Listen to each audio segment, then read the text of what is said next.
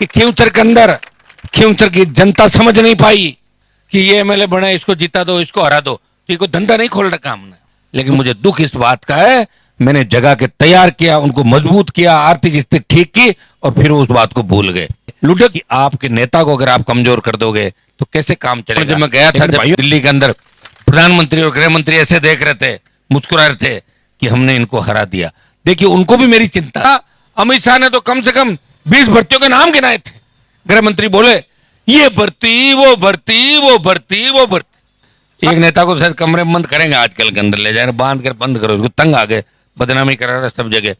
और देखिए चिंता अगर अपन करे ना कि ये एमएलए बने, इसको जिता दो, इसको हरा दो, तो ये कोई धंधा नहीं खोल रखा हमने, दुकान नहीं खोल रखी। 18 और 23 के अंदर जितनी मैंने मेरे समाज के, शेड्यूल कास्ट के और दूसरे ओबीसी के भाइयों की जितनी मदद दूसरे नेताओं की मैंने करी, जिनको विधानसभा के दहलीज पे पहुंचाया। कोई कह रहा साहब आपने एक बार ही पहुंचाया, मेरे को दोबारा और पहुंचो, मैंने ठेका ले रखा है क्या इस बात का? फिर मेरी पार्टी को कैसे मजबूत करूंगा बताओ मुझे।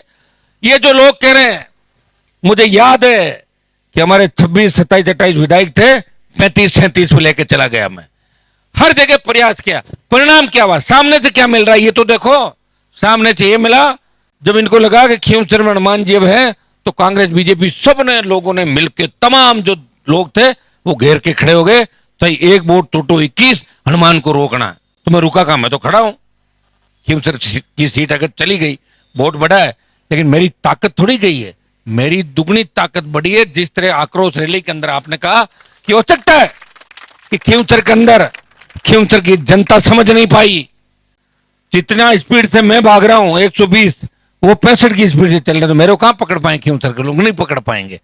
ये तो मेरा जन्म वहां पे हुआ, और मैं उस समय जब यूनिवर्सिटी में हमें लोग कहते थे तालाबों का पानी पीते हो, वही तो भैंस तैरती है, वही तुम पानी पीते हो नागौर वाले। ये बात मेरे चुप गई, इसलिए नागौर को आजाद करने के निकल गया मैं तो यहाँ जयपुर के अंदर बन जाता है एमएलए। जयपुर में तो बाहर के लोग ही बनते हैं ज्यादातर आके, आपने देखा कि नहीं देखा? तो नजदीकी कोई सीट पकड़ लेता, टिकट ले लेता, जीत जाता, और यहाँ सुबह जाकर शाम को वापिस आना, इतना ही जयपुर है, घूमो 2 घंटे बाद वापिस आ जाओ। लेकिन मैं नागौर गया, और नागौर सहित जोधपुर, बाड़मेर, तमाम राजस्थान को जगाया। लेकिन मुझे दुख इस बात का है, मैंने जगह के तैयार किया, उनको मजबूत किया, आर्थिक स्थिति ठीक की, और फिर उस बात को भूल गए, लुढ़क गए, मूछें ऊंची करा दी, और मुझे निराश कर दिया। जहां 1 लाख वोट थे और 65,000 शेड्यूल कास्ट के वोट थे, वो लोग समझ नहीं पाए कि आपके नेता को अगर आप कमजोर कर दोगे तो कैसे काम चलेगा। लेकिन भाइयों, मेरा हिम्मत और हौसला टूटने वाला नहीं है। अगर खींवसर जीता होता तो अभी ऐसा ही भर्ती, और इसके लिए आपको यहां नहीं बैठना होता। मैं भजनलाल को फोन करता, भजनलाल जी, बोला अभी कर दिया। ये काम ऐसे होते ही तो हवा के अंदर ही होते हैं मेरे भाई। दिल्ली के अंदर भी लोगों ने, जब मैं गया था, जब दिल्ली के अंदर प्रधानमंत्री और गृह मंत्री ऐसे देख रहे थे, मुस्कुरा रहे थे कि हमने इनको हरा दिया।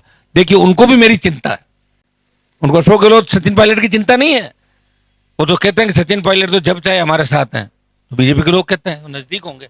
लेकिन हनुमान बेनीवाल के लिए उनको पता है ये अपनी मर्जी का मालिक है, इसकी हम गारंटी नहीं ले सकते। ये वही काम करेगा जो इसके समाज, किसान, देश को आवश्यकता होगी, वही हनुमान खड़ा होगा। इसलिए पहलवान बेटियों को न्याय दिलाने सबसे पहले मैं गया, किसान आंदोलन के मैं गया, अग्निवीर के लिए मैं, और हमेशा हर जगह मैं तैयार मिलता हूं। भाई डॉक्टर राकेश बिश्नोई का जैसे ही मुझे पता लगा, पूरी टीम के साथ मैं सबसे पहले पहुंचा।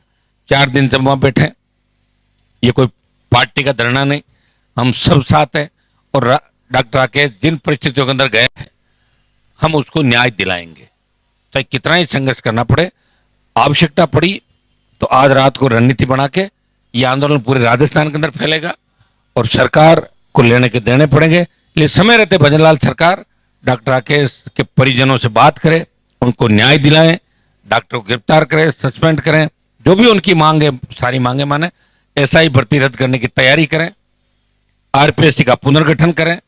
तमाम जो हमारे मुद्दे हैं, जो अमित शाह और मोदी ने विधानसभा चुनाव में घूम घूम के कहा था, अमित शाह ने तो कम से कम 20 भर्तियों के नाम गिनाए थे। गृह मंत्री बोले ये भर्ती, वो भर्ती, वो भर्ती, वो भर्ती, सारी बोल गए, जैसे कि सरकार में आते ही सारी रद्द कर देंगे। लेकिन गृह मंत्री जी 1.5 साल निकल गई, समय निकलते देरी नहीं लगती। पहले कौन प्रधानमंत्री थे, कौन गृह मंत्री थे, आप बने हो, कल कोई नया आएंगे। इससे उन नौजवान को, किसान को पीड़ा मत पहुंचाओ। जिन्होंने आपको सत्ता के शिखर पे बिठाया, लोग भूल जाते हैं। यहाँ राजस्थान में वसुंधरा राजे की क्या स्थिति थी, लोग वसुंधरा की सैंडल चप्पल उठाने के लिए सर भिड़ जाते थे लोगों के।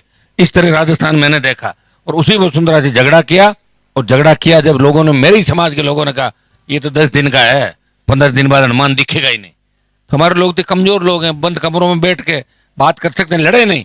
अगर लड़ते और सेकंड पीढ़ी तैयार करते, नई पार्टी बनाई होती किसी पुराने नेता की, तो मैं वो पार्टी में शामिल हो जाता और उस पार्टी को आगे तक ले जाता। दुर्भाग्य से वो सारे काम मुझे करने पड़ रहे हैं जो पहले के नेता करके नहीं गए। हाँ, एक काम को छोड़ गए, वो जो ज्यादा करके गए वो मैंने नहीं किया, और बाकी सारे सारे काम वो मैं कर रहा हूं जो हमारे वो छोड़ के गए। ज्यादा क्या करके गए? शिक्षा। आपको जिस तरह जयपुर दिल्ली, हमारे नेता तो भाषण देते थे कि भाई इनको जयपुर मत बुलाओ, दिल्ली मत बुलाओ, नहीं तो इनकी आदत पड़ जाएगी, बराबर बिठाओगे तो ये सीधा गले में हाथ डालेंगे। भाषण, बिजली आएगी तो करंट आएगा, लड़कियां पढ़ेगी तो भाग जाएगी। मारवाड़ में ही भाषण चलते थे। मारवाड़ की 45-50 सीट है मेरे भाई शेखावाटी में। मैं धन्यवाद दूंगा नेताओं को नहीं, धन्ना सेठों को, कि शेखावाटी के लोग, धन्ना सेठ ठीक थे, आर्मी में पहले चले गए थे, पढ़ाई लिखाई अच्छी थी, इसलिए अपने दम पर शेखावाटी के लोग आगे बढ़े। भरतपुर राज घराना था हमारा, उस हिसाब से बढ़े। हनुमानगढ़, गंगानगर नेरी इलाका था, लेकिन मारवाड़ और अजमेर से लेके ब्यावर तक के इलाके, जयपुर का ग्रामीण इलाका, ये किन परिस्थितियों में था, चूरू किन परिस्थितियों में था, सीकर के जो इलाके जहाँ शिक्षा कम थी वो किन स्थितियों में थे। आज भी पीने का पानी नहीं, सड़क नहीं, बिजली की अव्यवस्था। तो भाइयों, उन नेताओं ने एक ही काम किया कि ये नहीं बढ़ना चाहिए और ये नहीं बढ़ना चाहिए, बांट रखा था उन्होंने कि हम इसको नहीं बढ़ने देंगे, हम इसको पार्टियां बदलने का धंधा किया। सबसे ज्यादा पार्टियां बदलने का रिकॉर्ड अपने समाज के बहुत से नेताओं के नाम रहा। एक ने 3 पार्टी चेंज करी थी। ये अब उनको सीरियस कोई नहीं लेता, अब उसे घर वाले सीरियस लेते हैं, और घर वाले भी नहीं लेते, तंग आ गए इनसे, बंद करो, कमरे के अंदर ले जाए। एक नेता को शायद कमरे में बंद करेंगे आजकल के अंदर ले जाए, बांध कर बंद करो, उसको तंग आ गए, बदनामी करा रहा सब जगह। तो अपने को इन चीजों का ध्यान रखना। मैं आपको विश्वास दिलाता हूँ आने वाला समय आपका